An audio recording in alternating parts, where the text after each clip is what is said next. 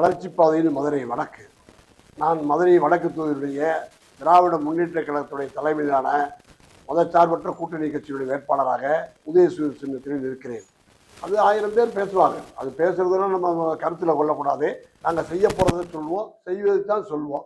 அதனால் அதை பற்றி நம்ம கருத்தில் எடுத்துக்க கூடாது. ஒரு 2000 கோடி அளவில் மதுரை மாநகராட்சியில் பாதாள சாக்கடையை சின்ன குழாய் அரைடி குழாயை ஒரு குழாயை மாற்றினா தான் அந்த கழிவுநீர் பிரச்சனை தீரும். ஒன்று. அது மாதிரி இன்னும் ஒரு மாட்டுத்தாவணி பக்கம் ஒரு உயர்மட்ட மேம்பாடு 3 சீரல் இருக்குது. அதுக்கு ஒரு பாலம் அமைக்கணும். அது மாதிரி இந்த சாலைகளை இன்னும் நவீன முறையில் பேசுறதுக்கு குறிப்பாக மதுரையினுடைய சென்ட்ரல் பஸ் ஸ்டாண்ட்லேருந்து திருப்பரங்குன்றம் போகிற வரைக்கும் ஒரு தொடர்ச்சியாக ஒரு பாலம் கட்ட போகிறோம்.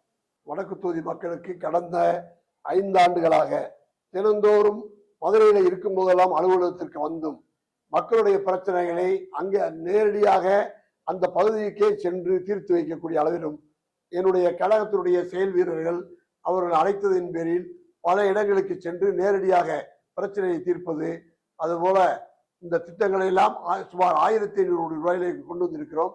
இன்னும் 5 வருடத்திலே இன்னும் ஒரு 1500 கோடி ரூபாய் அளவிலே மதுரைக்கு வளர்ச்சி திட்டங்கள் கொண்டு வருவேன். நன்றி.